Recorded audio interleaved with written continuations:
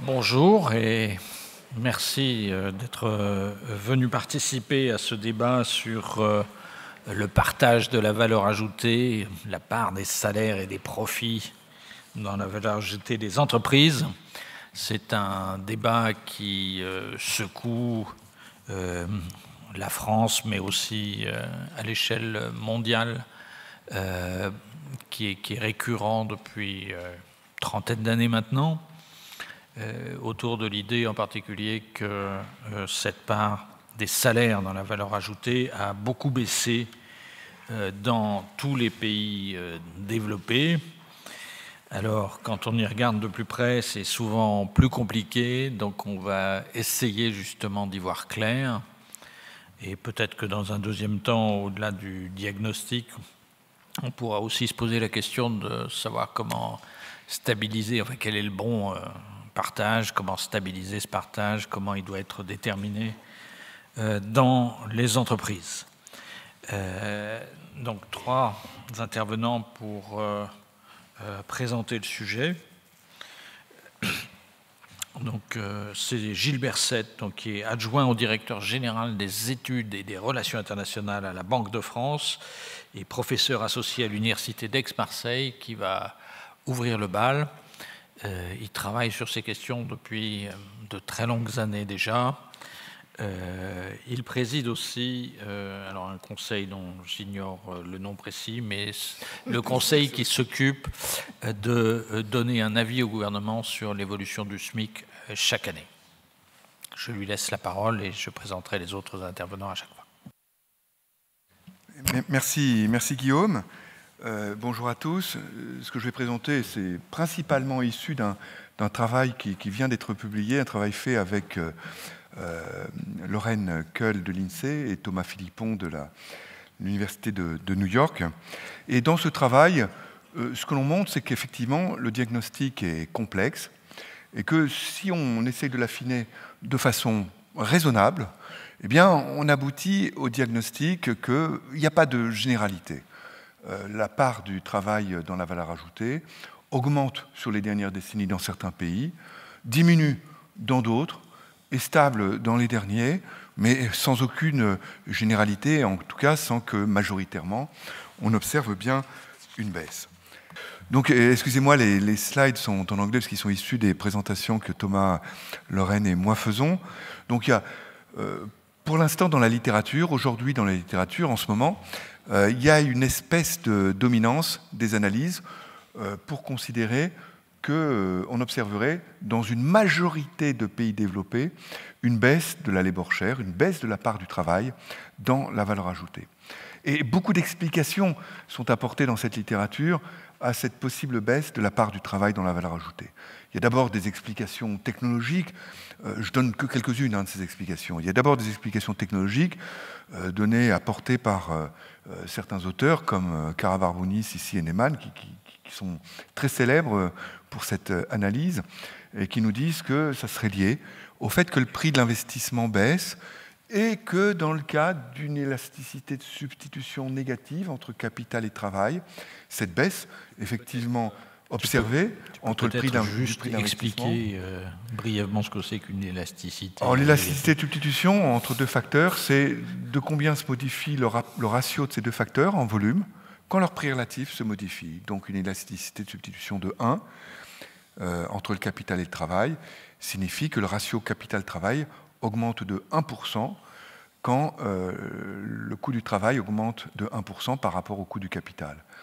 Et dans l'hypothèse où on aurait une élasticité de substitution négative, eh bien, la baisse du prix du capital, qu'on observe effectivement, aboutirait à une déformation du partage salaire-profit en faveur des profits, en défaveur du travail. Alors le problème, c'est que les estimations, les évaluations empiriques de l'élasticité de substitution n'aboutissent pas du tout à des évaluations, à des estimations négatives de cette élasticité de substitution. Une autre explication mobilise l'idée que dans les chaînes de valeur, qui se sont beaucoup allongées, multipliées, eh bien les parties des chaînes de valeur qui sont les plus intensives en facteur travail ont été délocalisés dans les pays émergents.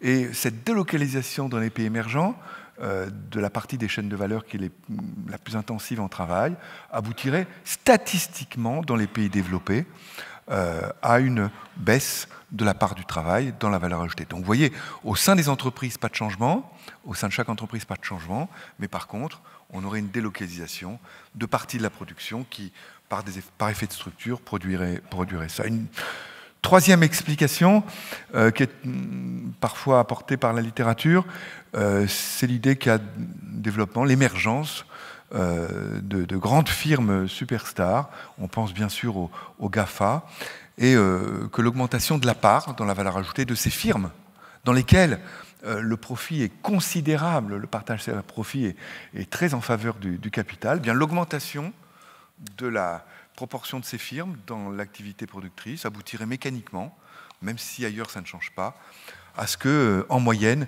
il y ait bien une baisse de la part du travail dans la valeur ajoutée. Une quatrième explication, ça serait l'affaiblissement du pouvoir de négociation des salariés par baisse de la syndicalisation, par une mise en concurrence de plus en plus forte des salariés. Eh bien, cette baisse du pouvoir de négociation des salariés aurait comme conséquence cette déformation du partage de la valeur ajoutée en faveur du profit, en défaveur du travail. Et puis d'autres explications, c'est des problèmes de mesure, et en particulier, j'y reviendrai, le traitement du travail non salarié. Alors, quelques explications donc sont données, j'ai toujours du mal, et dans notre analyse, avec Lauren Keul et avec Thomas Philippon, ce que l'on montre, c'est qu'il y a trois éléments vraiment déterminants parmi beaucoup d'éléments qui jouent dans la mesure statistique du partage de la valeur ajoutée. Il y a trois éléments qui influencent énormément le diagnostic sur l'évolution de cette part dans la valeur ajoutée. Il y a d'abord le choix de l'année de départ dans le diagnostic. Quand on compare, quand on voit une évolution, le point de départ et le point d'arrivée, leur positionnement influence beaucoup le diagnostic sur cette évolution. Et en particulier dans des pays comme la France, on le verra, au moment des chocs pétroliers, le choc pétrolier, c'est un prélèvement de pays extérieurs sur l'activité productrice française. L'énergie devient plus chère. Si les salaires ne sont pas très rapidement flexibles, il est clair que ce choc pétrolier va se reporter sur une baisse des profits et par une augmentation dans la valeur ajoutée de la part du travail. Donc si on prend comme point de départ un point de départ qui est localisé exactement au moment d'un choc pétrolier, on risque d'avoir le constat ensuite d'une baisse de la part du travail dans la valeur ajoutée qui reflètera simplement le fait qu'on revient à une situation plus normale qui était celle d'avant le choc pétrolier. Un deuxième problème, c'est comment on comptabilise dans le partage de la valeur ajoutée les indépendants, les non-salariés. Dans le travail des indépendants, ça peut être évidemment anciennement l'agriculteur dont le revenu est à la fois un revenu du capital, la terre par exemple dont il est propriétaire, et une part du revenu du travail, l'énergie qu'il déploie pour faire pousser quelque chose sur cette terre par exemple. Ça peut être aussi l'indépendant conducteur de VTC. Cet indépendant-là, bien dans sa rémunération, il y a une part de rémunération du capital, il est propriétaire de son automobile, et puis une part de rémunération du travail, puisqu'il travaille parfois même 60 heures par semaine. Et donc, dans son revenu, il faut essayer de faire la part entre ce qui rémunère le capital et ce qui rémunère le travail. Différentes conventions peuvent être mobilisées pour faire ce partage. Et évidemment, le diagnostic va beaucoup dépendre de ces conventions. Et le choix de ces conventions sera vraiment très très important dans des pays où la proportion dans l'emploi des indépendants changera énormément, et vous allez voir que c'est le cas de la France. La part des indépendants a considérablement diminué sur les dernières décennies. Vous le verrez, on est passé d'environ 40% de l'emploi au sortir de la Deuxième Guerre mondiale à quelque chose de l'ordre de 12% de l'emploi sur la période actuelle. Et puis, un troisième facteur qui influence énormément le diagnostic, c'est la prise ou non en compte des loyers. Comment on traite les loyers? Dans le PIB, il y a les loyers effectifs si vous êtes locataire d'un logement, bah, vous payez un loyer, c'est un revenu pour le propriétaire, c'est pris en compte dans le PIB. Ça, si votre loyer augmente, ça augmente la part au niveau national des profits dans la valeur ajoutée, bien évidemment. Mais il y a aussi les loyers fictifs, les loyers imputés. Si vous habitez un logement dont vous êtes propriétaire, eh bien, les comptables nationaux prennent en compte un loyer fictif qui suppose donc que vous bénéficiez d'un profit fictif. Et le prix de ce loyer imputé sera exactement au même prix que les loyers effectifs observés. Alors ce que nous considérons, Lorraine Keul, Thomas Philippon et moi, c'est que dans une problématique de partage salaire-profit qui reflète un peu une logique de conflit de classe, si on peut dire, entre capital et travail, eh bien, il est judicieux d'écarter, de ne pas prendre en compte, de ne pas intégrer les loyers, parce que le loyer effectif que vous payez, ou le loyer même fictif qui est pris en compte dans la comptabilité nationale, le loyer imputé que vous payez pour les comptables nationaux, si vous êtes occupant d'un logement dont vous êtes propriétaire, eh bien, ce loyer ne reflète pas dans son montant un conflit de classe entre capital et travail. Et donc, nous considérons nous, qu'il doit être exclu d'une analyse en termes de conflit de classe, partage salaire-profit, mais par contre, évidemment, si on s'intéresse aux inégalités, c'est des sources de revenus qui peuvent légitimement être prises en compte. Alors, voilà, au terme de ce petit propos introductif, ce qu'on peut observer pour la France. Plusieurs courbes basées sur différentes conventions et qui aboutissent à des diagnostics vraiment très très différents. La courbe qu'on préfère, c'est la courbe en vert. C'est ce qu'on observe sur le business sector, une fois qu'on exclut le secteur non marchand pour lequel la notion, vous voyez, de partage salaire-profit est quelque chose d'un petit peu complexe. L'État, mais au-delà de l'État, le secteur non marchand, non étatique, les associations, etc. On exclut le secteur non marchand, d'une part. Deuxièmement, on prend en compte un partage salaire-profit pour le travail indépendant, en supposant que chaque indépendant est payé en termes salarial avec un salaire moyen reconstitué qui est égal au salaire moyen de la branche, ici du secteur auquel il appartient. Et puis, troisièmement, en excluant donc les loyers. Et vous voyez que la courbe en verte connaît une augmentation depuis le début des années 80, depuis 84 jusqu'à l'époque actuelle. On n'observerait pas du tout de baisse de la labor share, mais plutôt une augmentation de la labor share.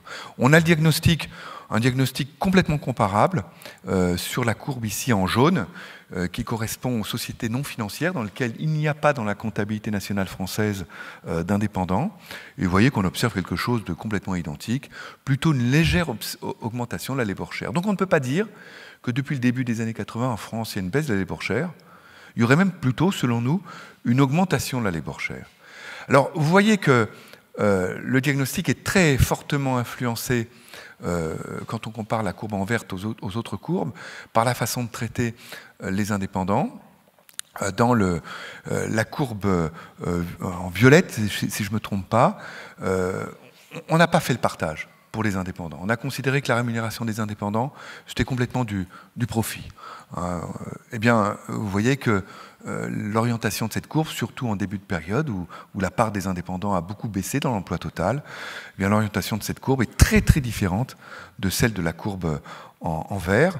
Et puis, le traitement des loyers, c'est la courbe en bleu comparée à la courbe en verte. Dans la courbe en bleu, on a gardé les loyers. Et ce que vous voyez, c'est que si vous comparez le point 84 avec les niveaux actuels, il n'y a pas d'augmentation, mais il y a une stabilité, en gros, de la labor share en France, de la part du travail dans la valeur ajoutée. Donc nous, il nous semble que le diagnostic le plus fondé est basé sur la courbe en vert ou sur la courbe en jaune. Ce qui nous amène à préférer la courbe en vert plutôt que la courbe en jaune, c'est que dans la courbe en jaune, où on exclut aussi les sociétés financières, eh bien, on n'a que 50% du PIB, en quelque sorte, tandis que la courbe en vert, on en a 75%, donc c'est plus représentatif quand même de l'ensemble de l'activité économique en France. Alors maintenant, dernier élément de diagnostic, vous voyez que si vous partez du point 79, ici, qui est le point haut sur cette courbe, vous avez, depuis 79, une très forte baisse sur toutes les courbes de la labour share en France. Pourquoi une très forte baisse? Parce que la part du travail a été très fortement poussée à la hausse pour les raisons que j'évoquais tout à l'heure. Les chocs pétroliers. Les chocs pétroliers ont entraîné un transfert de la France vers les pays exportateurs de pétrole, et ce transfert s'est reporté pendant quelques années, enfin pendant une période assez longue, jusqu'à ce que tous les ajustements sur le marché du travail se fassent en France.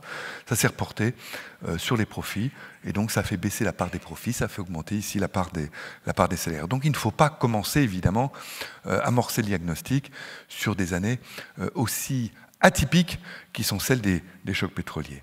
Alors qu'est-ce qu'il en est aux États-Unis? On démarre ce diagnostic aussi à partir de l'après-deuxième guerre mondiale. Regardez la courbe en vert ou la courbe en jaune.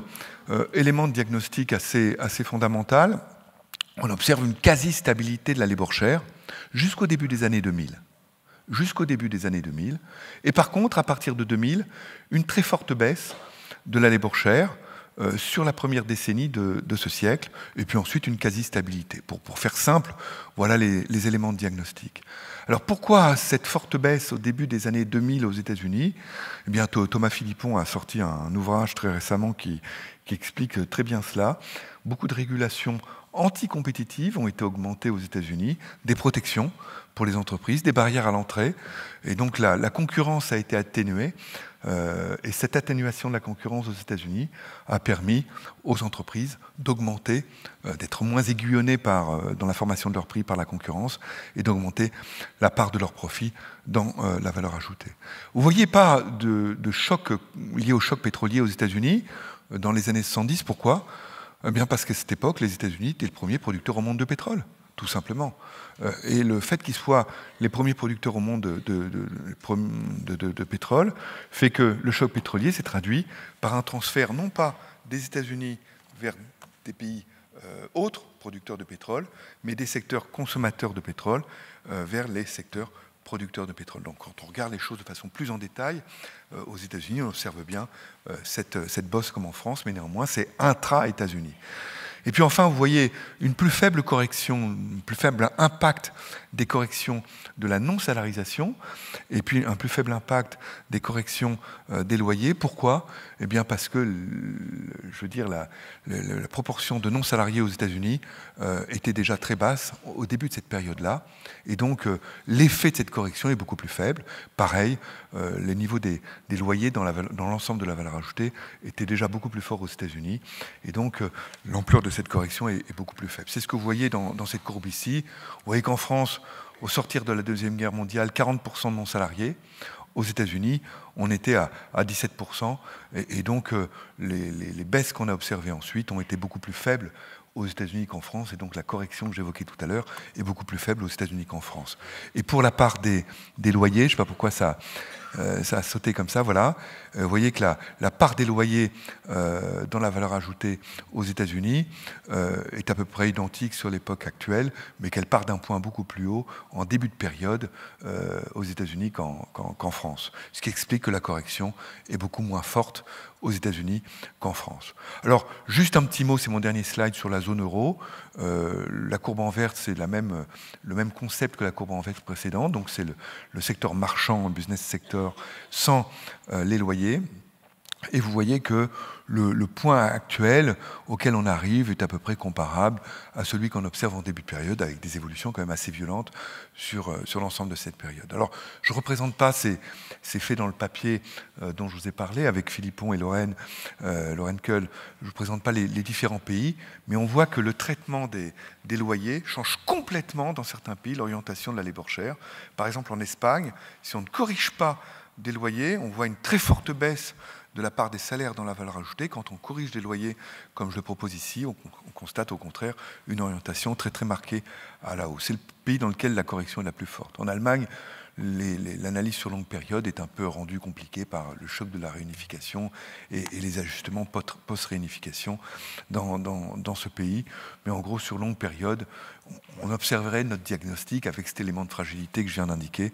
On observerait donc plutôt une stabilité. Donc pour conclure, ce qui ressort de notre analyse, c'est aucune généralité. On ne peut pas dire qu'en général, dans les pays développés, ça augmente, ça baisse ou c'est stable. Tous les cas de figure sont observés.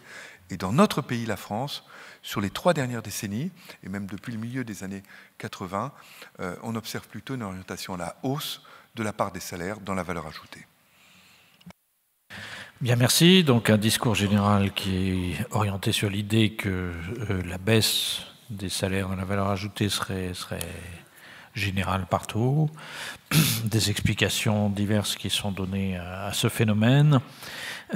Quand on y regarde, on se rend compte qu'il faut faire attention à pas mal de choses, les non-salariés, les points de départ, la prise en compte des loyers.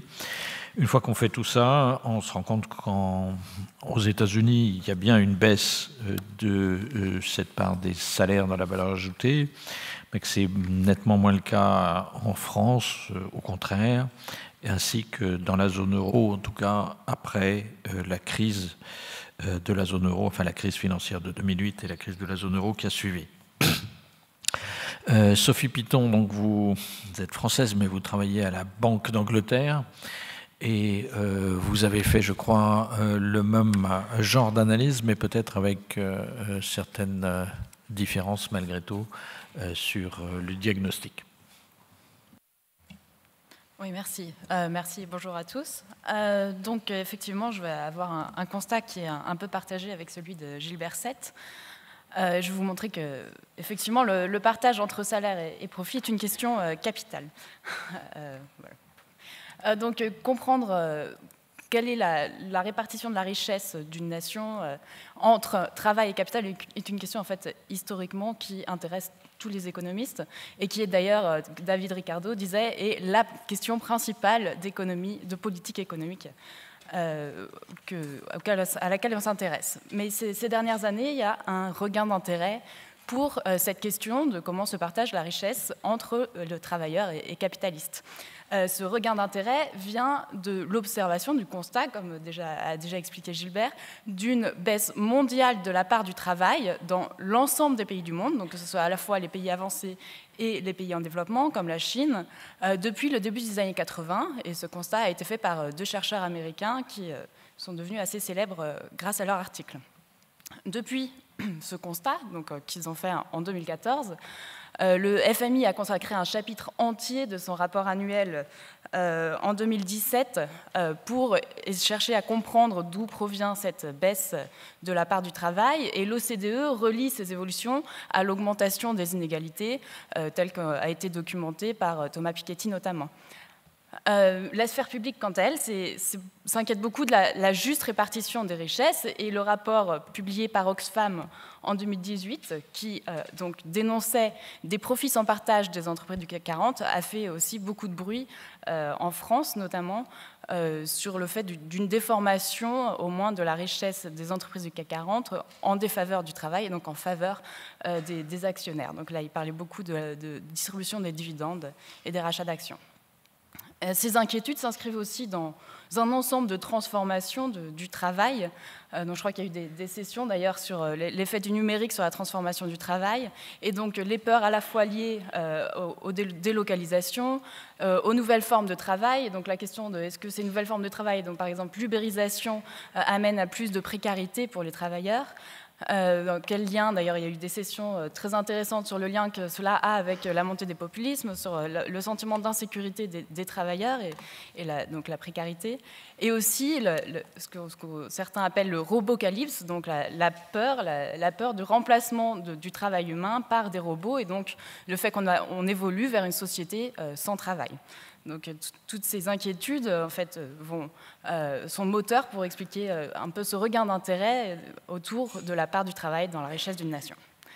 Donc je vais, dans cette présentation, faire un peu un état des lieux, donc rappeler quelques questions de mesure. Bon, ça va être peut-être un peu répétitif, mais je vais essayer d'aller un peu plus loin, et expliquer aussi d'autres problèmes de mesure qu'on peut rencontrer pour l'explication de ce partage de la valeur ajoutée, et tirer les leçons en fait, de l'exception américaine, pour savoir quels sont les déterminants en fait, de cette part, au moins depuis les années 80. Donc effectivement, mesurer le partage de la valeur ajoutée est finalement beaucoup plus difficile qu'on ne le pense. On observe dans la richesse d'une nation l'ensemble des salaires distribués, mais on n'observe pas le salaire des non-salariés.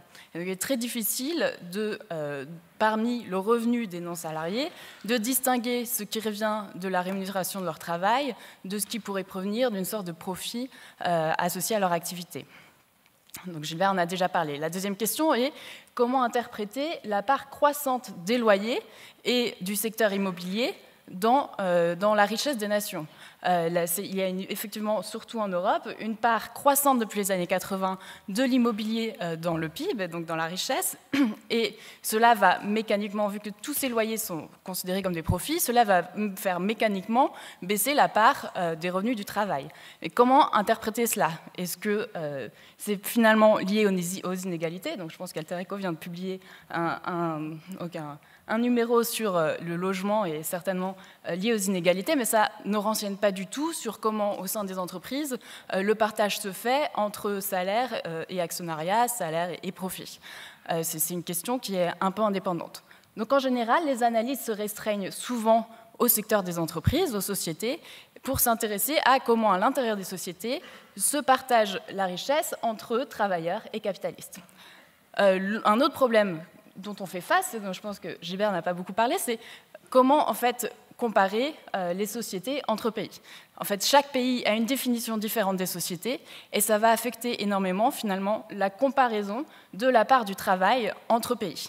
Et donc là, on a fait tout un travail avec un autre économiste de l'Université de New York pour essayer de comprendre comment ces différentes définitions vont affecter la mesure de la part du travail. Et par exemple, on s'est rendu compte qu'en France, dans les sociétés, sont inclus par exemple tous les HLM, dont l'ensemble de revenus est composé de loyers, et donc qui vont affecter donc, la part des profits et vont...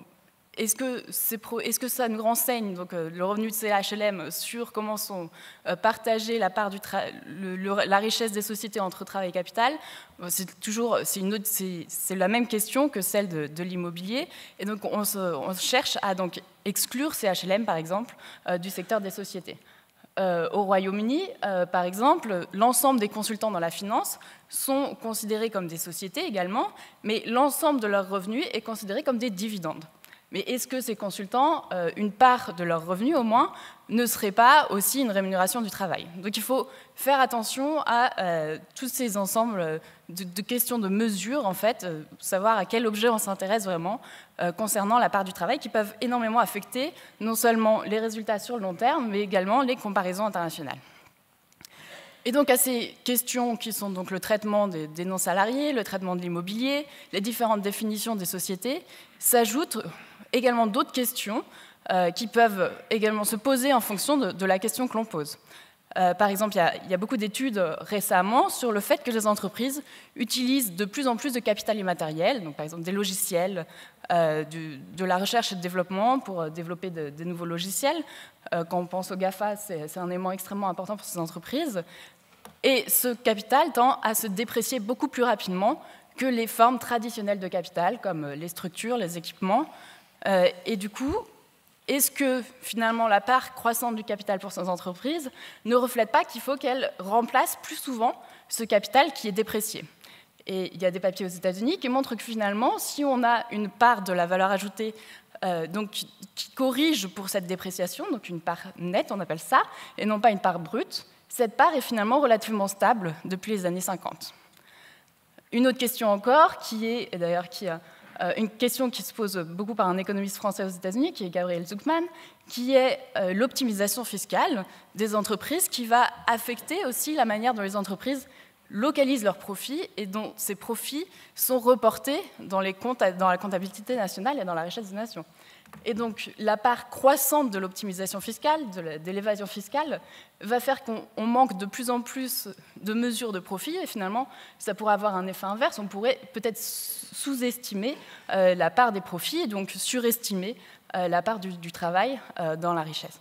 Le problème étant qu'effectivement, on n'a pas beaucoup de données sur ce sujet, donc il est très difficile de savoir l'effet que ça a et le biais que ça a sur la mesure de la part du travail. Gabriel Zucman, dans un papier, montre qu'en France, on pourrait sous-estimer de 2% la part des profits dans le PIB, mais on a très peu d'analyses sur des perspectives de dynamique de long terme. Bon, quand on connaît toutes ces questions, on fait du mieux qu'on peut. On essaye de comparer différentes mesures et de voir en fonction de chaque mesure qu'est-ce qu'on peut dire de l'évolution de la part dans les pays. Alors voilà, je vous présente juste un graphique qui montre donc à droite l'évolution pour les États-Unis de la part du travail depuis les années 50 et à gauche l'évolution pour l'Europe, donc l'Europe a 28 pays, donc il y en a 28. Vous pourrez voir que la courbe en rouge est une courbe qui exclut, comme Gilbert a montré, à la fois le secteur immobilier et tout le secteur des non-salariés. Donc on essaye d'exclure le revenu des salariés pour éviter de se poser la question de comment leurs revenus se divisent entre travail et capital. Et ce qu'on peut voir, c'est qu'en Europe, la courbe rouge est à peu près stable comparée à la courbe noire qui inclut l'immobilier. Donc en Europe, la part du travail est aujourd'hui, donc en 2015, ce graphique se termine en 2015, au même niveau qu'au début des années 70, donc à 66%.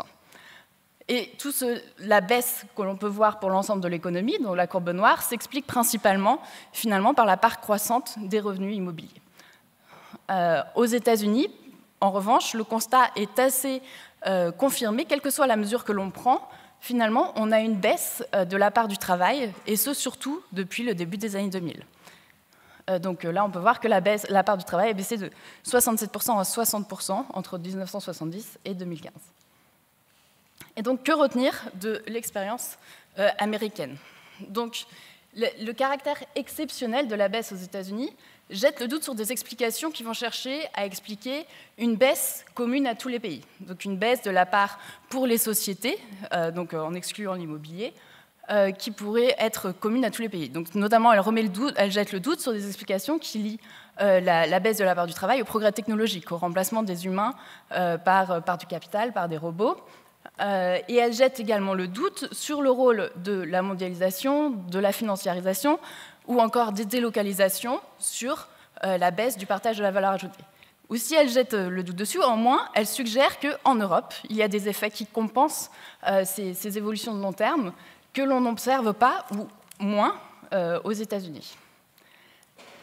En revanche, une explication qui a déjà été mentionnée et qui gagne en influence aux États-Unis est le lien entre cette évolution de la baisse du partage de la baisse de la part du travail et la concentration accrue des entreprises. Donc, depuis les années 2000, on observe le poids croissant de très grosses entreprises, d'entreprises stars, on appelle ça, comme Google, Facebook, Walmart, Amazon, dans l'économie américaine. Ces entreprises sont extrêmement profitables, et donc rien le fait qu'elles grossissent, qu'elles gagnent en taille dans l'économie américaine, va faire baisser mécaniquement la part du travail dans la valeur ajoutée américaine. Il y a deux explications qui s'opposent pour comprendre cette évolution. Une première explication considère que cette augmentation de la concentration est finalement une chose bonne pour l'économie américaine, puisqu'elle reflète finalement une concurrence accrue entre les entreprises. Donc ça, c'est une théorie qui suppose que finalement ces entreprises sont des superstars, qu'elles sont beaucoup plus profitables que les autres entreprises, et que, vu qu'elles sont beaucoup plus profitables, c'est profitable pour l'économie américaine, et c'est source de productivité et d'innovation pour l'économie américaine. Une autre explication se met en porte-à-faux un peu avec la précédente et considère que finalement, ce n'est pas une bonne évolution, mais plutôt une évolution inquiétante qui reflèterait non pas des superstars, mais des entreprises, des stars déclinantes, ils appellent ça des fading stars en anglais, qui reflète finalement la cartélisation de l'économie américaine. Donc c'est la théorie de Thomas Philippon qui vient de sortir son livre. Et donc l'idée que ces entreprises non seulement ont gagné en taille, mais aussi ont gagné en influence, en pouvoir, et du coup ont pu donc financer du lobbying, financer des politiques qui leur ont permis de protéger leurs rentes, protéger leur position et devenir de plus en plus profitables dans le temps. Et cela se reflète à la fois par la baisse de la part du travail dans la valeur ajoutée, mais aussi par une baisse de l'investissement, une baisse de l'innovation et leur contribution qui va en déclinant à la productivité américaine. Bon, si ça ne vous paraissait pas déjà assez compliqué comme sujet, on vient de rajouter quelques problèmes supplémentaires comme l'optimisation fiscale, la prise en compte des valeurs d'amortissement du capital. Mais en tout cas, il ressort le même diagnostic global. Donc, il y a une situation américaine particulière qui s'expliquerait surtout par la concentration très forte des entreprises, et en particulier des GAFA outre-Atlantique. Donc, Philippe Askenazy, vous êtes directeur de recherche au CNRS. Donc, quel regard portez-vous sur cette question et ce diagnostic ? Merci. C'est toujours difficile de s'exprimer après deux premières présentations. Et donc, je vais, disons, avoir un positionnement où il n'y aura aucune courbe et qui est plutôt mes gros doutes aujourd'hui sur la capacité même pour les chercheurs et pour les administrations de construire aujourd'hui une mesure qui soit un minimum crédible du partage de la richesse entre d'un côté le capital et de l'autre côté le travail. Alors, attends, je sais pas. Voilà. Donc, il y aura certains points qui vont reprendre des éléments qui ont été présentés. Certains autres, je vais un petit peu les développer. Si vous voulez, j'ai un message.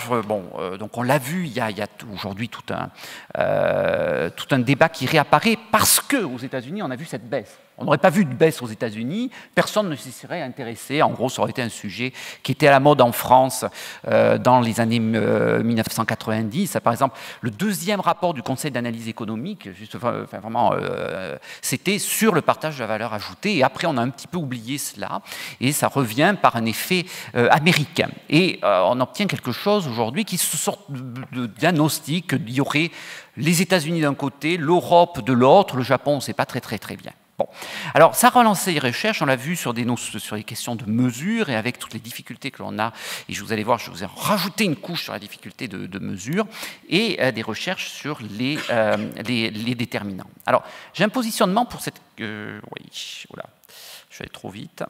Pour cette question de mesure, c'est que, vous voyez, on a quelque chose qui est conceptuellement simple. On a un pays qui crée de la richesse, et puis il y a une part qui va vers les travailleurs et une part qui va vers les capitalistes. On a vu que c'est quelque chose de très difficile parce qu'il y a toutes sortes de conventions.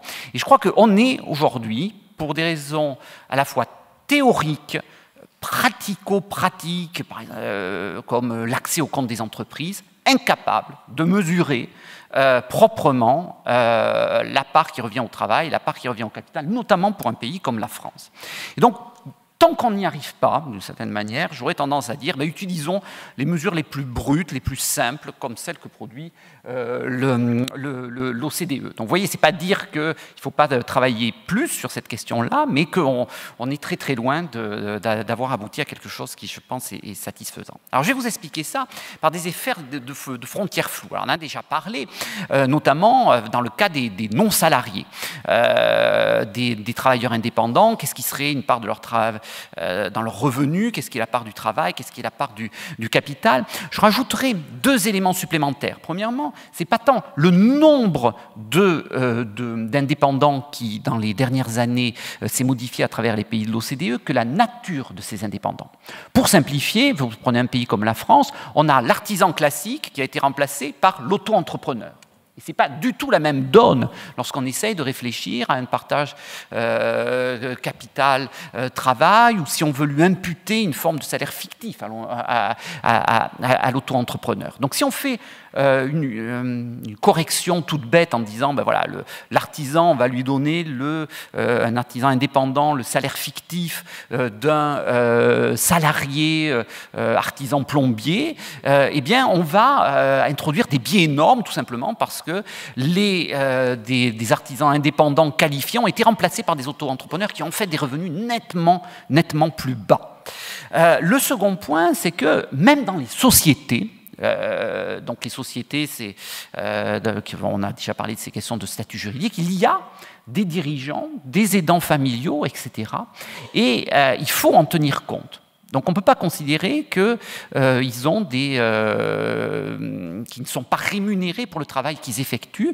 Et à ma connaissance, le seul pays qui donne pour les sociétés l'apport en termes d'heures travaillées des non-salariés, donc que ce soit les dirigeants, la famille des dirigeants, c'est l'Italie. Et là, vous avez un chiffre absolument considérable qui est que 15% de la masse de travail effectuée dans les sociétés italiennes sont effectuées par des non-salariés. Et donc, on est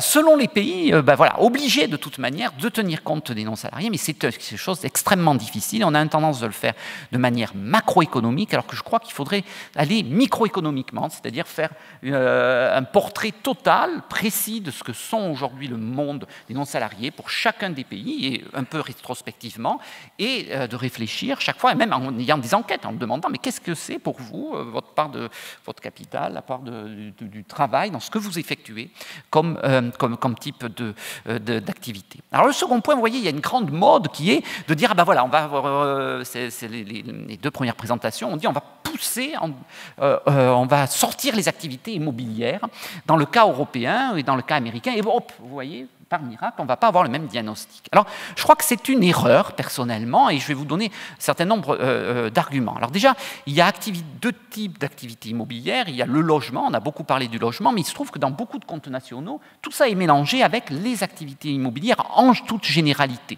Et donc, ça comprend aussi tout ce qui est activité foncière, c'est-à-dire des activités commerciales. Et là, on peut aboutir, selon les pays, à des biais de diagnostic très importants. Alors, je vous donne un exemple, c'est le cas de Carrefour par rapport à Walmart. Donc, vous avez un Carrefour juste en traversant la rue, ici, et Carrefour a fait un système de foncière où, en fait, il y a deux sociétés, Carrefour Property et Camilla, qui sont propriétaires des murs des magasins Carrefour et qui le louent à Carrefour. Donc, Carrefour transfère une part de sa valeur ajoutée à des foncières qui rentrent dans le système des activités immobilières. Walmart, ça marche différemment. Il y a une foncière qui s'appelle Walmart Realty, mais en fait, c'est une société où il n'y a que des salariés et qui s'occupe de la location des galeries commerciales aux autres enseignes, Walmart, mais les murs continuent à appartenir à Walmart. Donc rien que cela, cette différence-là fait que le poids des activités immobilières, globalement, est plus important en France qu'aux États-Unis, du fait de ces choix qui sont en partie liés à des éléments fiscaux, des foncières. Et donc, d'un côté, on va dire qu'il y a des gros profits dans le commerce aux États-Unis et des gros profits dans l'immobilier en France, mais c'est juste un jeu comptable. Alors le second point, c'est, je pense, le second type d'argument, c'est si on regarde le logement lui-même. Alors il y a cette idée de, finalement, le logement, c'est quelque chose de particulier, une activité économique. Pourquoi pas? On pourrait exclure, mais si on exclut ce secteur du logement, il faut à ce moment-là exclure dans son entièreté. Donc pour vous donner concrètement un exemple, un logement, vous pouvez dire, je sais vivre dans un logement et être chauffé dans ce logement. Imaginons que les prix de l'immobilier augmentent uniquement parce que vous avez des logements qui sont mieux isolés. Eh bien, vous allez avoir mécaniquement les dépenses de chauffage qui vont baisser. Et c'est le cas, ce qu'on observe en France. Les dépenses de chauffage ont chuté dans les 30 dernières années en part du PIB.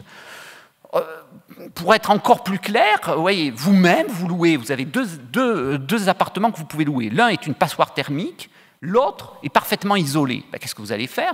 Ben, vous allez vous demander un loyer plus bas pour celui qui est une passoire thermique. Donc exclure le logement, ça voudrait dire que d'une certaine manière, une passoire thermique, vous allez continuer à la prendre en compte puisque vous prenez toujours en compte le chauffage, alors que celui bien isolé, vous ne le prenez pas en compte. Alors, le dernier élément, et je pense que celui-là est peut-être le plus fondamental, c'est qu'aujourd'hui, le logement est devenu un facteur de production. Alors, c'est vrai avec le développement du télétravail, avec le développement du jobbing, vous avez une part finalement, de plus en plus pour des travailleurs, du logement qui sert comme lieu de production. Et dans un monde, en quelque sorte, sans usine, sans bureau, eh bien, c'est une part finalement de la rémunération que vous allez recevoir de la part de votre employeur est en fait une rémunération d'une forme de revenu mixte qui est le fait d'avoir votre logement qui vous sert de lieu de travail. J'irais même dire que ce qu'on constate, et là, voilà, une des grandes transformations des dernières décennies que l'on a vues liées à l'avènement des technologies de l'information et de la communication, et non pas une affaire de terre plate où on peut travailler très très loin des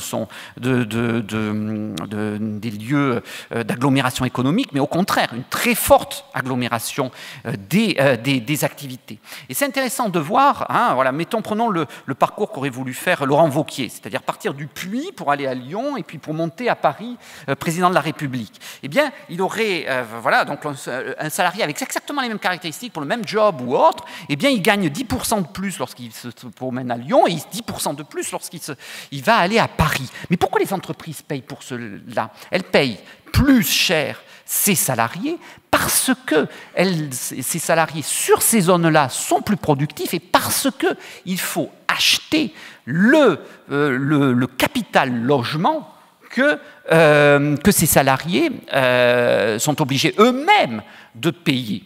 Et donc, on a, lorsqu'on essaye de réfléchir au logement lui-même, eh bien, le logement devient de plus en plus, je dirais, dans un monde sans usines, un des facteurs de production des économies capitalistes d'aujourd'hui, et notamment du secteur concurrentiel. Et donc, je pense qu'il ne faut pas l'exclure, mais même au contraire, avoir une réflexion qui est aujourd'hui, excluons par exemple le logement des retraités, mais regardons pour les actifs comment évolue ce qui serait finalement un logement facteur de production, et je pense qu'on aurait du coup un diagnostic totalement différent et peut-être même en fait une chute de la part du travail dans la valeur ajoutée dans les pays européens. Alors, autre point, est-ce qu'il faut considérer la finance ou pas? Alors là aussi, je pense qu'il faut mettre le secteur financier, c'est un des gros débats dans le partage de la valeur ajoutée, parce qu'on a une financiarisation de l'économie. Alors, pour là aussi essayer d'être concret, lorsque vous achetez une automobile auprès d'un concessionnaire automobile, on va souvent vous vendre un prêt immobilier ou une assurance.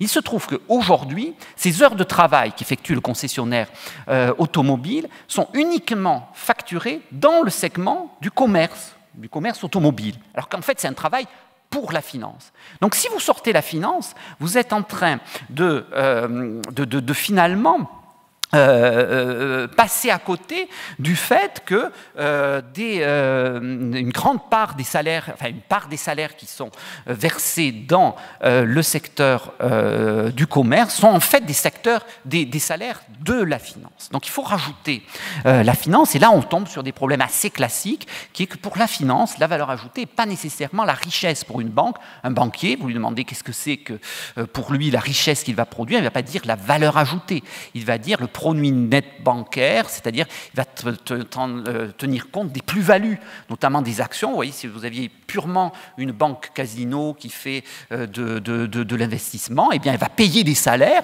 il y aura zéro valeur ajoutée telle qu'elle est mesurée, mais pour l'entreprise, c'est le fait que les actions montent qui vont être une création de richesse. Donc là aussi, il faut s'interroger, est-ce qu'il ne faut pas revoir, en fait, compte tenu de la financiarisation de nos économies, ce qu'est la notion même de richesse produite aujourd'hui pour avoir une idée de ce qu'est la part du travail, de ce qui est la part du capital.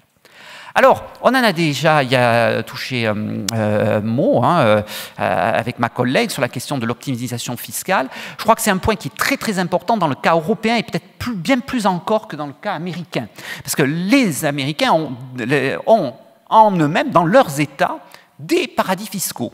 Alors, c'est le cas du Delaware, du Wyoming. Alors, je vais juste vous montrer les derniers chiffres. Ça, c'est le gouvernement du Delaware. Alors, je ne sais pas si ça peut se lire, qui vient de sortir cette brochure, très, très fière, et qui dit que donc 67% des Fortune 500, donc des 500 plus grosses firmes américaines, sont immatriculées au Delaware, qu'au Delaware, il y a 1,4 million d'entreprises immatriculées. Je vous rappelle que c'est un État qui a peut-être 900 000 habitants, pas plus que cela, et que vous avez, dans le 82, c'est 82% des introductions en bourse en 2018 aux États-Unis ont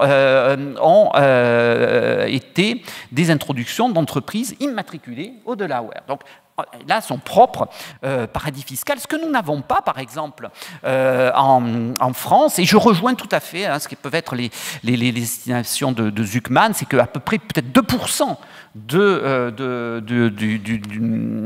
PIB français partirait dans des mécanismes d'optimisation fiscale. Et je crois que si on étudie plus particulièrement le cas de l'Irlande, qui est un des paradis fiscaux européens, on doit pouvoir reconstituer et probablement montrer que c'est à partir du milieu des années 1990 que les entreprises ont massivement utilisé ce type alors les entreprises françaises, mais aussi ces géants dont on parlait, les GAFAM, qui mettent l'argent en quelque sorte hors de France. Donc là aussi, très probablement, on a un facteur qui doit jouer sur qui minore le déclin en France d'une part du travail dans la valeur ajoutée, ou tout du moins qui minore une augmentation possible des profits. Dans tous les cas, il faut considérer l'Europe dans son ensemble, et en incluant absolument les paradis fiscaux européens. Alors tout ça me fait dire que, en fait, aujourd'hui, je ne sais pas si ça baisse ou si ça monte dans le cas français. Je ne suis pas en train de dire que ça baisse nécessairement, mais je n'en sais rien. Voilà, je ne sais pas. Alors, ce qui n'empêche pas, dans le même temps, de continuer à bosser et de travailler sur les déterminants. Et je crois que c'est très, très important, ce qu'il ne faut pas se dire, parce qu'on imagine qu'en Europe, il n'y a pas de baisse de la part du travail dans la valeur ajoutée, qu'il ne faut pas rechercher des mécanismes qui soient similaires à ceux des États-Unis. Personnellement, je suis persuadé qu'on a aussi de plus en plus de géants en Europe et qu'on a un effet très important, monopolistique, et probablement aussi de monopsone. Les monopsones, c'est lorsque vous êtes en situation d'avoir vous êtes sur le marché du travail et vous avez très très peu d'entreprises qui sont en capacité de vous embaucher. Ça ne doit pas empêcher non plus de travailler sur d'autres mécanismes. Et donc il y a des chercheurs, par exemple à l'École d'économie de Paris, Hippolyte Dalbis, qui travaillent sur des mécanismes démographiques potentiellement, vous voyez, vous avez des pays où on voit, comme aux États-Unis, une baisse de la part de la valeur ajoutée, du travail dans la valeur ajoutée. Ça pourrait être lié au fait que les États-Unis sont dans une situation où une part importante de la population est en incapacité en quelque sorte de travail. Donc lorsqu'on est au maximum d'usage du facteur travail, il faut mettre plus de facteur capital en quelque sorte, et donc on aurait une déformation en faveur du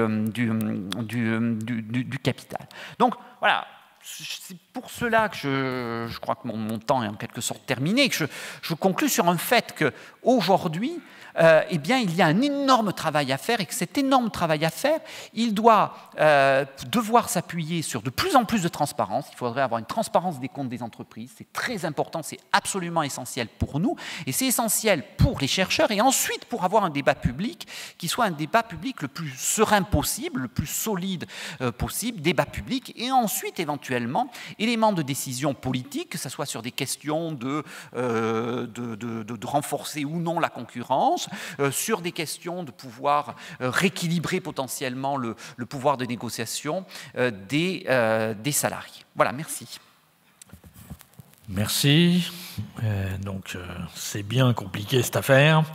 Mais je pense que la critique principale qu'adresse Philippe Askenazy aux analyses antérieures concerne surtout la question de l'immobilier et de sortir ou non ce facteur du calcul et des estimations.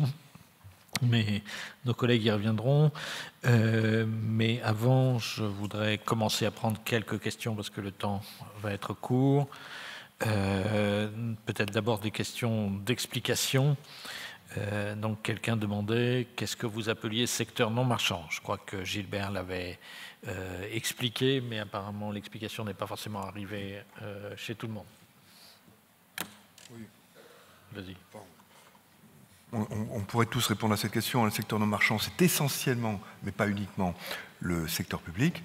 Le secteur public, l'éducation nationale, police, armée, etc. Enfin, tout ce que vous pouvez avoir en tête qui fait partie du secteur non marchand, mais il n'y a pas que le secteur non marchand, il y a aussi tout un ensemble d'activités dans le secteur non marchand, les activités associatives en particulier, qui sont un gros morceau d'activités qui apportent du PIB, dont l'activité peut être comptabilisée dans le PIB, tout en n'étant pas marchande, cette activité, c'est-à-dire tout en ne donnant pas lieu à nécessairement un échange marchand, au même titre d'ailleurs que le travail des administrations publiques. Donc voilà le secteur non marchand, et on a bien en tête que le partage salaire-profit dans le secteur non marchand n'a aucun sens, puisque l'évaluation même du PIB non marchand par les comptables nationaux est très conventionnelle, c'est des conventions internationales d'ailleurs, mais est très conventionnelle, c'est la somme du coût salarial et de l'amortissement des équipements mobilisés dans ces activités non marchandes. Mais il n'y a pas de profit net, en quelque sorte, de l'amortissement du capital. Ok, donc ça c'était une question relativement simple. Donc une autre question peut-être plus compliquée qu'aucun d'entre vous n'a abordée, c'est qu'est-ce qui se passe si on prend en compte les inégalités salariales et leur évolution, et en particulier si on prend en compte l'évolution des très hautes rémunérations des dirigeants? Oui, alors c'est les très hautes rémunérations, donc ça c'est effectivement, il y a toute une série de collègues, ce soit on a déjà cité leur nom, hein, Gabriel Zucman ou Thomas Piketty qui composent des données sur ce type de points. Alors aujourd'hui, les rémunérations des dirigeants sont pour la plupart inclus dans une rémunération du travail. Bon. Ce que l'on observe, c'est que les très hautes rémunérations ont pris dans la plupart des pays un poids grandissant dans la masse globale des salaires, mais ça a été bien plus marqué dans les pays anglo-saxons qu'au sein de l'Europe continentale. Donc c'est certain que si on excluait mettons le top 0,1% des rémunérations, en interrogeant même le fait est-ce qu'on peut parler de rémunération ou pas. Vous voyez, c'est très compliqué lorsqu'on prend les propriétaires dirigeants d'entreprises. Vous avez Bernard Arnault qui est rémunéré pour sa présidence de LVMH 8 millions d'euros par an. On peut dire c'est beaucoup, c'est pas beaucoup. Pour lui, c'est rien du tout par rapport aux 100 milliards dont il est de sa fortune personnelle. Mais vous avez Zuckerberg qui, lui, pour Facebook, se paye $1 par an. Bon. Voilà, c'est parce que quel sens ça a véritablement la rémunération pour des hauts dirigeants qui sont actionnaires importants d'entreprises. Je pense que donc ça c'est un premier point. Le deuxième point, c'est ces hautes rémunérations sont aussi souvent dans le monde de la finance. Et là, qu'est-ce que c'est à nouveau que la valeur ajoutée dans le cas de la finance? Donc si on sortait ces très très hautes rémunérations, le portrait quand même global aux États-Unis, donc si on regardait la part du travail des 99,9% des Américains dans la richesse totale, ça baisserait encore plus que ce qui est décrit. Et en Europe, on aurait une baisse plus marquée, mais pas aussi franche que dans le cas américain. Donc ça fait partie de la question, et on voit bien que qu'il y a un double sujet en quelque sorte, c'est le rapport travail-capital, et au sein du monde du travail, l'aspect inégalité croissante. Juste pour compléter sur ce point, que effectivement les rémunérations des très hauts dirigeants en fait sont composées majoritairement d'actions et d'actifs qui sont très difficiles à évaluer. Mais finalement, est-ce qu'on a vraiment envie de les inclure dans la part du travail? Je ne sais pas. Aujourd'hui, en tout cas, il y a des débats aux États-Unis qui cherchent à justement mesurer la rémunération de ces hauts dirigeants, parce que les actions, c'est même difficile à valoriser. On ne sait pas quelle valeur il faut appliquer à ces actions. Donc d'habitude, on prend les prix les valeurs exercées quand ils exercent leurs actions, mais est-ce que ça reflète vraiment leur rémunération? Ce qu'il faut savoir, c'est que finalement, la part du travail est peut-être une mesure un peu biaisée des inégalités et ne reflète en aucun cas les inégalités salariales à l'intérieur même de cette enveloppe de part des salaires dans la valeur ajoutée. Voilà. OK. Toi. Juste faire un petit point. En tout cas, le diagnostic d'ensemble qui est partagé, c'est que quand on regarde l'évolution de la part des salaires dans la valeur ajoutée, le partage de la valeur ajoutée, il faut regarder la big picture, hein, les grosses évolutions. On ne peut pas, à partir d'évolutions de 1 point de ce partage sur plusieurs décennies, penser qu'on doit en tirer le diagnostic d'une augmentation ou d'une diminution. Les incertitudes statistiques sont fortes. Et donc, compte tenu de cette importance des incertitudes statistiques, il faut qualifier d'augmentation ou de baisse des évolutions qui apparaissent assez robustes à certains choix conventionnels. Ça, c'est un premier point. Un deuxième point, je m'inscris un petit peu en faux dans ce qui a été dit par Philippe sur 2 points, sur 2 aspects. Les évolutions du partage de la valeur ajoutée dans le secteur non financier, dans les sociétés non financières, sont identiques à ce qu'on observe dans le secteur marchand, corrigé comme je l'ai expliqué tout à l'heure. C'est pareil. Et donc, c'est dans le secteur financier que l'évaluation de la valeur ajoutée est fragile, c'est dans le secteur financier que l'effet haute rémunération est le plus fort, ça a été dit par Philippe. Mais en tout cas, quand on enlève le secteur financier, y compris leurs dirigeants, eh bien, on voit que l'évolution du partage salaire-profit est identique à ce qu'on observe dans le business sector. Vous voyez, donc c'est quelque chose. L'évolution en France, quand même, depuis, je dirais, le début des années 80, une fois qu'on a épongé l'effet du premier choc pétrolier, jusque maintenant, me paraît quand même assez robuste à pas mal d'éléments d'incertitude statistique. Et puis, sur ces rémunérations de hauts dirigeants, moi, j'ai pas de position. Néanmoins, il y a tout un débat, c'est un peu ce qu'évoquait Sophie, pour savoir si ça ne reste pas quand même, malgré cette augmentation à la hausse, de la rémunération du facteur travail, parce que compte tenu de l'augmentation croissante de la taille des grandes entreprises, c'est un travail qui est devenu plus qualifié. Et ce travail plus qualifié peut être légitimement appelé une rémunération du travail, elle-même plus élevée. Vous voyez, c'est un débat, on peut être pour contre, en tout cas, c'est un vrai débat dans la littérature économique qui amène à se dire, on reste quand même dans une problématique de partage salaire-profit. Alors, sur le long terme, aux États-Unis, on voit vraiment comme une localisation au début des années 2000 de la baisse de la part des salaires dans la valeur ajoutée.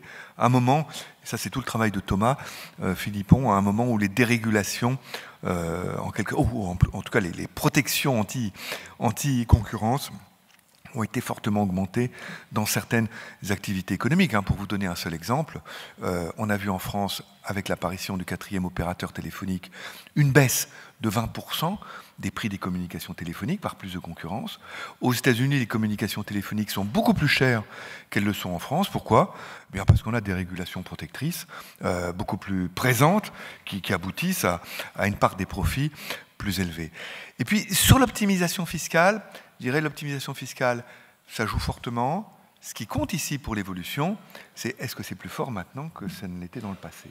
Et là, sur très longue période, c'est complexe. Quand je dis sur très longue période, ce n'est pas les 15 dernières années, c'est à l'échelle de 50, 60 ans. Il y a quand même des pays qui se sont fait une identité sur cette optimisation fiscale au cœur de l'Europe. Je parle de la Suisse, par exemple, dès les années 60-70. Donc, il faut bien... c'est très dur à qualifier dans le temps, c'est important l'optimisation fiscale, c'est peut-être 2 points de PIB en France, je ne sais pas, mais en tout cas, ce qui est à caractériser pour l'évolution du partage salaire-profit, c'est bien, est-ce que cette optimisation fiscale sur plusieurs décennies s'est amplifiée ou pas?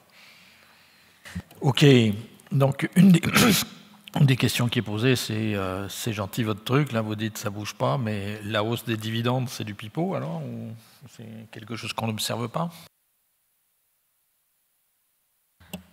Alors, autant il est difficile de mesurer la part du travail, et les dividendes, c'est encore une autre affaire, d'autant que les entreprises, de fait de l'optimisation fiscale, aujourd'hui peuvent localiser leurs profits dans différents pays, et donc il est très difficile de retracer les dividendes qui sont in fine distribués aux actionnaires. Ce qui est sûr, c'est que, en tout cas, les évolutions aux États-Unis, encore une fois, puisque les États-Unis sont...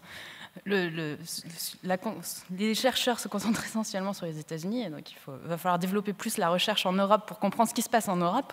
En tout cas, ce qui est sûr, c'est qu'aux États-Unis, les dividendes distribués et les rachats d'actions, qui sont aujourd'hui une grosse partie des rémunérations des actionnaires, ont augmenté depuis le début des années 80. Et donc, c'est totalement en lien, en fait, avec justement cette concentration des entreprises qui sont extrêmement profitables et qui rémunèrent de plus en plus leurs actionnaires. Donc là, les évolutions sont, à mon avis, indiscutables pour les États-Unis. Je crois qu'une partie de la réponse, mais d'autres pourraient la donner, c'est que la hausse des dividendes est indéniable, mais elle est assez largement compensée en termes de part des profits dans la valeur ajoutée, par une baisse qui est celle des intérêts versés par les entreprises sur leurs dettes. La rémunération du capital dans la valeur ajoutée, c'est à la fois des dividendes d'une part et des intérêts d'autre part. Et quand vous faites la somme des deux, en tout cas dans le cas français que j'ai suivi assez récemment, ça reste assez stable finalement, parce que la hausse des dividendes compense la baisse des intérêts qui est liée à la baisse des taux d'intérêt. Mais tu veux... Ok. Alors, on va toucher à une question plus touchy. Donc, il y a une question, les loyers touchent-ils toutes les entreprises, mais ça peut être plus globalement l'occasion de revenir sur la critique principale que faisait Philippe sur l'idée qu'il faille sortir l'immobilier et le secteur immobilier de ces estimations. Alors, bien voir que ce qui compte dans le loyer, quand on fait cette analyse de partage salaire-profit, c'est évidemment ce qui sort du champ des entreprises. Le loyer payé par une entreprise à une autre entreprise sera complètement neutre sur le compte de l'ensemble des entreprises en quelque sorte. Donc ce qui nous intéresse ici, c'est bien sûr les loyers payés par les individus. Alors, il y a une part de loyers payés par les individus, vous voyez, dans lequel on est dans une problématique assez évidente. C'est ce que j'appelais tout à l'heure les loyers imputés. C'est à peu près la moitié des loyers payés en France. Donc les loyers imputés pour tout le monde, c'est le loyer que l'INSEE calcule comme étant le loyer que vous versez à vous-même si vous êtes propriétaire d'un logement que vous occupez.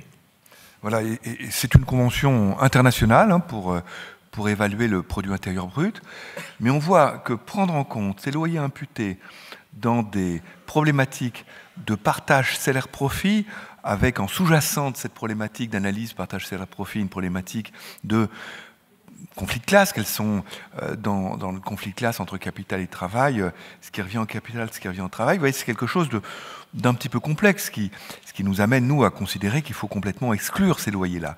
Et quand ce sont des loyers payés par un ménage à un autre ménage, bien sûr que c'est de la rémunération du capital effective pour le ménage qui possède le logement loué et qui bénéficie du paiement de ce loyer. Néanmoins, on n'est pas du tout dans une problématique de conflit de classe, d'affrontement entre capital et travail au sein d'une entreprise. Et c'est la raison pour laquelle on considère que dans les analyses sur les inégalités, l'évolution des inégalités, etc., c'est des choses qui doivent évidemment être prises en compte. Mais par contre, dans une problématique de partage salaire-profit, voulant évaluer en quelque sorte les évolutions des rapports de force entre capital et travail sur très longue période, c'est quelque chose qui nous paraît utile et légitime d'enlever l'analyse. Mais encore une fois, voyez, on peut se dire, ah, telle convention, on peut discuter telle convention. Ce qu'il faut retenir, c'est le diagnostic est sensible aux conventions, il faut en être conscient. Et deuxièmement, il n'y a pas de diagnostic, en tout cas, généralisé. C'est ce qui ressort des 3 interventions, je pense, qui ont été faites ce matin. On ne peut pas dire que globalement, aujourd'hui, on n'a pas les éléments statistiques nous permettant de dire que globalement, dans le monde développé, eh bien, il y aurait une baisse dans un sens ou dans l'autre, un changement dans un sens ou dans l'autre, une évolution structurelle du partage de la valeur ajoutée. C'est un diagnostic que les incertitudes statistiques, appréciées différemment selon les interventions, vous l'avez bien vu, mais en tout cas, ne nous permet pas de faire. Et moi, personnellement, je considère qu'en France, le partage s'est plutôt déformé en faveur du travail sur les 3 dernières décennies. Sophie, vous voulez rajouter un mot là-dessus ? Juste pour préciser que quand on essaye d'exclure l'immobilier, en tout cas dans nos travaux de la part de la valeur ajoutée, on exclut bien l'immobilier résidentiel, donc les logements uniquement et donc pas l'immobilier commercial qui bien évidemment est un facteur de production. Et d'ailleurs, il y a de plus en plus d'études qui montrent que l'immobilier commercial sert d'élément très important dans le financement des entreprises. Donc, on exclut, donc ce qu'on cherche à faire, c'est bien exclure uniquement les logements et pas l'immobilier commercial qui rentre dans la fonction de production des entreprises. Ok. Donc il y a une question, enfin il y a 2 questions peut-être qui peuvent être liées. Donc vous parlez des États-Unis, de l'Europe, c'est gentil, mais qu'est-ce qui se passe en Asie, en Afrique ? Est-ce qu'on a des idées là-dessus ? Et d'autre part, sur les paradis fiscaux, s'il y a eu un transfert massif de profits, ça devrait se traduire aussi par une évolution du salaire-profit dans ces pays-là. Qu'est-ce qui se passe ? Qu'est-ce qu'on peut dire sur l'Irlande, la Suisse, le Luxembourg dans ce domaine ? Alors je peux répondre sur certains points. En tout cas, dans le cas de l'Irlande a finalement abandonné, les comptables nationaux irlandais ont abandonné une mesure de la valeur ajoutée et du partage salaire-profit. Parce qu'ils étaient d'une certaine manière... Enfin, il y a eu par exemple un choc en 2015, le PIB irlandais a augmenté de 25%. Alors, vous pouvez toujours aller chercher dans les ports irlandais, dans les commerces irlandais, etc. On ne voit rien, il n'y a pas eu d'activité supplémentaire. Ces 25%, c'est couvert par des éléments de secret fiscaux et statistiques, ce qu'on peut très très largement regretter. C'est-à-dire que même les comptables nationaux français ne peuvent pas avoir accès aux comptes irlandais. On sait que c'est le résultat d'une optimisation fiscale. Alors plutôt, c'est la peur d'entreprises internationales, d'être sanctionnées parce qu'elles avaient l'argent aux Bahamas, au Panama ou autre, elles l'ont rapatrié vers un paradis fiscal propre, entre guillemets, qui serait le cas de l'Irlande. Donc en Irlande, si on veut mesurer, si on prenait les chiffres bruts de part de la valeur, du capital dans la valeur ajoutée, il s'est envolé. Il s'est envolé en fait depuis une trentaine d'années, mais avec une accélération dans les 5 dernières années. Donc oui, on le voit, cet argent, on arrive à le voir. Alors évidemment, dans les paradis fiscaux, c'est plus difficile d'avoir des données sur les vrais paradis fiscaux, entre guillemets, des données sur eux. La seconde question, c'était... Excusez-moi. Oui, l'Asie, l'Afrique. Alors, l'Afrique, alors là, c'est pas... Voilà, dès qu'on va vers le monde en développement, on tombe sur des sujets, sur des difficultés encore plus majeures, ne serait-ce que parce que, très souvent, c'est l'emploi dit informel qui est très largement majoritaire.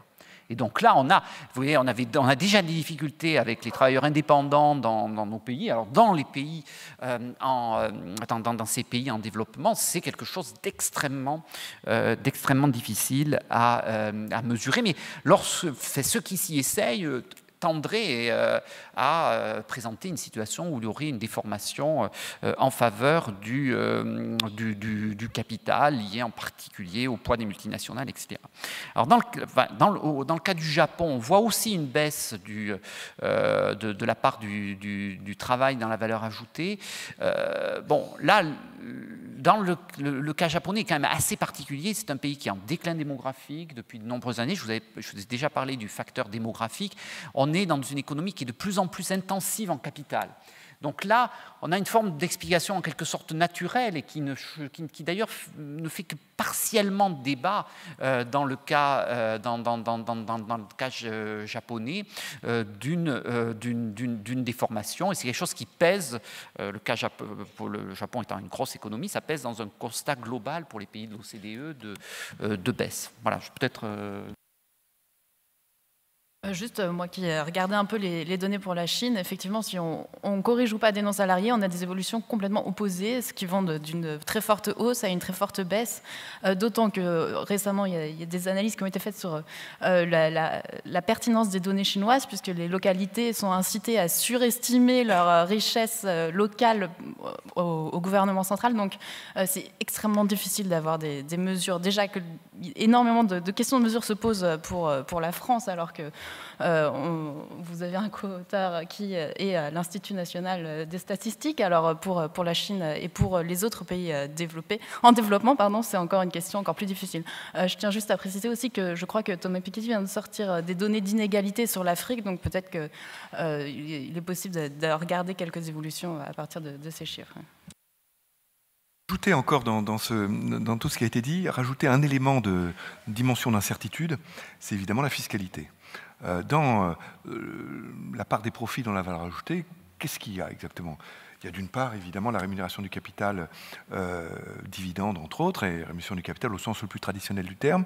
Il y a les intérêts versés, et puis il y a l'impôt sur les sociétés aussi, qui fait partie de l'excédent brut d'exploitation. Et on voit bien que selon les choix qui pourraient être faits de modification de la fiscalité entre une évolution du taux de TVA, une évolution compensée par des évolutions du taux d'IS, du taux d'impôt sur les sociétés, on pourra avoir des effets comptables sur le partage de la valeur ajoutée tel qu'on le mesure, qui traduiront tout simplement des changements fiscaux sans réellement, je dirais, de sens économique au sens conflit entre capital et travail. Donc encore une fois, quand on regarde ces choses-là, il faut vraiment regarder les évolutions robustes et puis voir ce qu'il y a sous le capot en termes de choix de convention. Ça va de soi. Simplement peut-être un mot sur ces questions aussi, enfin en tout cas sur les paradis fiscaux, sur l'Amérique latine, l'Afrique et l'Asie, j'ai pas d'éléments particuliers, mais enfin, et ça répond aussi à ce que disait Gilbert tout à l'heure. Donc, dans le cas de l'Irlande, par exemple, c'est tout à fait spectaculaire l'évolution sur 40 ans d'une chose en particulier qu'on peut mesurer, c'est la productivité, c'est-à-dire le PIB par emploi, donc la richesse produite par chaque personne qui occupe un emploi en Irlande. Vous savez sans doute qu'un des problèmes de la France, c'est qu'on est trop productif. On est un des pays les plus productifs au monde et c'est aussi pour ça qu'on a des difficultés du côté du chômage. Donc chacun de ceux qui ont un emploi produit beaucoup de richesses en France, beaucoup plus qu'en Allemagne, au Royaume-Uni, au Japon, en Italie, etc. etc. Mais un Irlandais, il est censé aujourd'hui produire 30% de plus qu'un Français, un Irlandais qui a un emploi. C'est entièrement du pipeau, c'est juste de la localisation des profits des entreprises en Irlande. Donc c'est un problème massif, c'est devenu un problème massif au cours des 30 dernières années et ça a sans doute effectivement un impact massif sur le partage de la valeur ajoutée dans les autres pays d'Europe. Simplement, il y a plusieurs questions sur d'autres types de sujets qui concernent à la fois comment est-ce qu'on doit réguler le partage de la valeur ajoutée. Donc on a évoqué parmi les baisses les explications des baisses éventuelles mises en cause par les uns ou par les autres, mais l'affaiblissement du syndicalisme, l'affaiblissement de la négociation sociale. Est-ce qu'il y a moyen de réguler collectivement ce partage, d'en faire un élément de politique publique? Est-ce que c'est souhaitable? Je dirais que c'est une question un peu étonnante. C'est une question qu'on peut avoir surtout dans des pays comme le nôtre. L'idée qu'il faudrait réguler, vous voyez, des choses qui résultent de relations contractuelles. Alors en France, on régule déjà énormément. Hein. On a un salaire minimum, par exemple, qui intervient, qui a une certaine morsure sur le partage de la valeur ajoutée, en tout cas sur la dynamique des salaires. Cela va de soi. Et puis, c'est d'ailleurs le salaire minimum le plus régulé du monde développé. Mais je dirais que les régulations doivent plutôt chercher à donner des éléments d'équilibre entre les personnes qui contractent ensemble. Alors, vous voyez, c'est tout le sens d'ailleurs des réformes qui sont engagées depuis quelques années, mais pas simplement depuis 2 ans, depuis quelques années en France, de dire, donnons aux acteurs la possibilité de discuter via le dialogue social de façon équilibrée, le plus équilibrée possible, leurs conditions de travail, les dynamiques salariales, etc. Donc c'est je dirais, dans cette intervention que l'État peut, dans ce type d'intervention que l'État peut jouer un rôle. Je signale d'ailleurs que ce soir, vous savez peut-être, enfin à 18h, 16h ou 18h 16h. Hein. À 16h, il y a une séance, il y a une conférence sur le dialogue social dans lequel ce genre de choses va être évoqué. Vous voyez, mais l'intervention régulatrice de l'État doit plus s'entendre ici que, et c'est une approche très très française, sinon que dans l'idée qu'il faudrait réguler le partage salaire-profit. C'est quelque chose d'assez stupéfiant. Je dirais qu'on ne pêche pas par une insuffisance de régulation dans notre pays sur le marché du travail. Non, j'ai vraiment pas le même avis, c'est assez rigolo parce que c'est pas une particularité française. Je vous invite à aller voir, alors ils ne sont pas encore publiés, mais les manifestos, c'est-à-dire en fait les programmes à la fois du Labour, là il y a des élections le 12 décembre en Grande-Bretagne, du Labour et du Parti conservateur. Et l'un comme l'autre propose alors même que c'est un pays où on ne constate pas une spectaculaire baisse de la part du travail dans la valeur ajoutée, quel que soit le moyen qu'on mesure ou autre, bon, les uns comme les autres proposent une régulation pour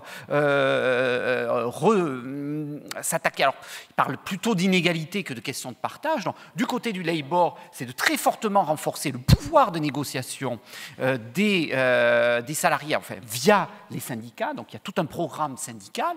Et du côté des conservateurs, c'est une augmentation du salaire minimum qui propose, une augmentation nette et une refonte d'éléments d'assiette de ce salaire minimum.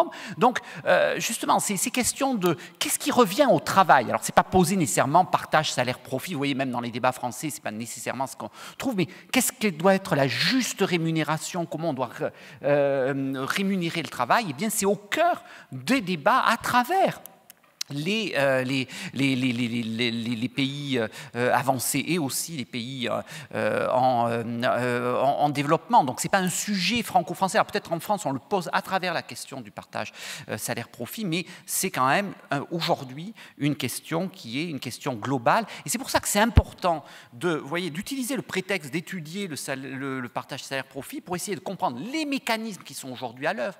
Parce que, bien évidemment, reprenons le cas britannique, si la difficulté, c'est une situation qui serait sur le marché des biens, c'est-à-dire pas suffisamment de concurrence. Ce n'est pas du tout le même type de politique qu'il faut mettre en œuvre. Ce n'est pas renforcer le pouvoir de négociation des syndicats ou augmenter le salaire minimum, c'est de casser d'éventuels monopoles. Donc il faut arriver à... Voilà, les éléments de diagnostic sont importants pour construire une politique économique qui ne cherche pas que à réduire les inégalités, mais aussi à avoir un élément d'efficience globale.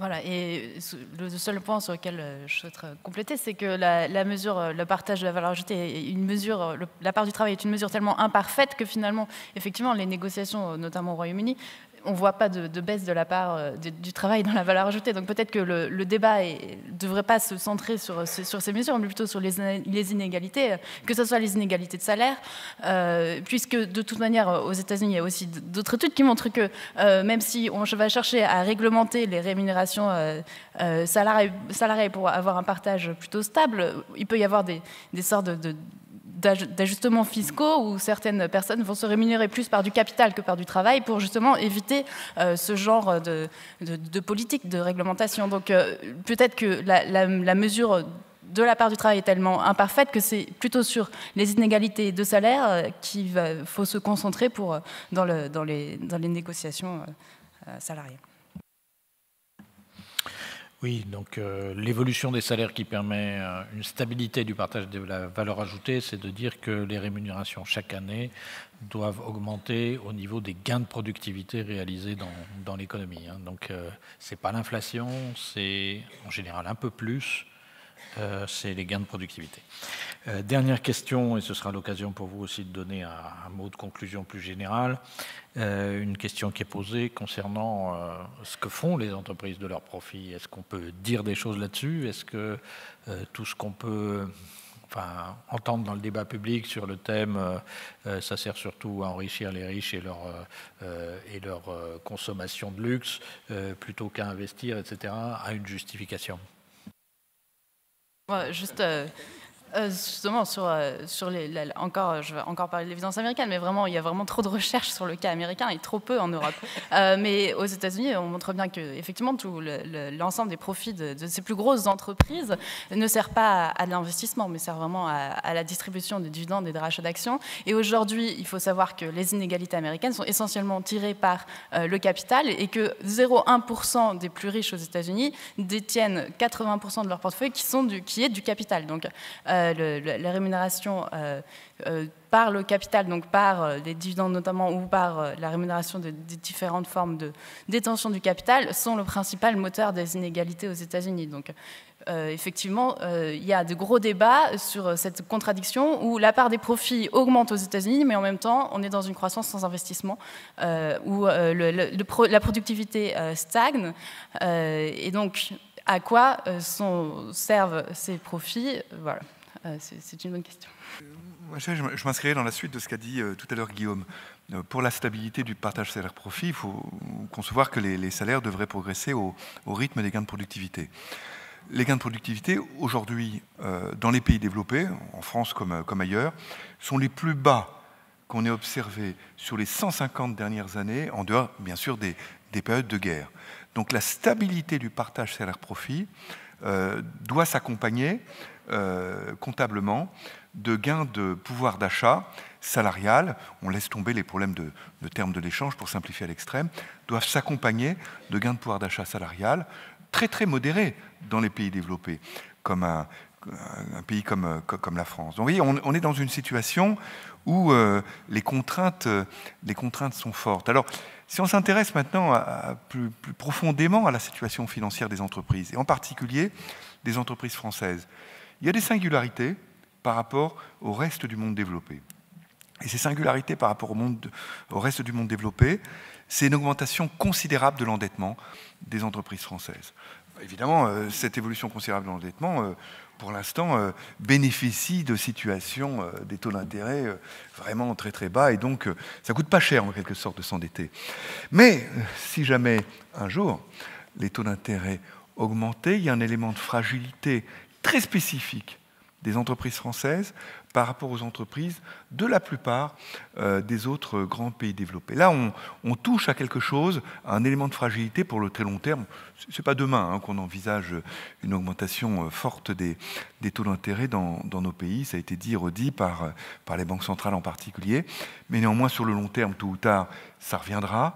Et dans ce contexte-là, la situation d'endettement des entreprises françaises peut aboutir à souffrir, à pâtir, malgré un partage salaire-profit qui est, sinon stabilisé, peut-être même à la hausse en faveur du facteur travail. Là, on est vraiment dans un élément de fragilité en France très particulier. Alors, l'investissement, est-ce qu'il est faible ? Moi, je dirais qu'en France, il y a un taux d'investissement des entreprises qui est très élevé quand on se compare aux entreprises des autres pays développés. Alors maintenant, ça nous entraînerait trop loin pour savoir pourquoi ce taux d'investissement est élevé. Mais on ne pâtit pas, dans un pays comme le nôtre, en tout cas, d'une carence de l'investissement, d'une déficience de l'investissement. Encore une fois, le taux d'investissement est très élevé, ce qui entraîne pour les entreprises d'ailleurs des besoins de financement qui eux-mêmes expliquent une dynamique de l'endettement assez forte dans notre pays. Oui, peut-être sur cet ultime point, et malgré cet investissement, la France fait partie des pays où il n'y a pas de progression nette de la productivité.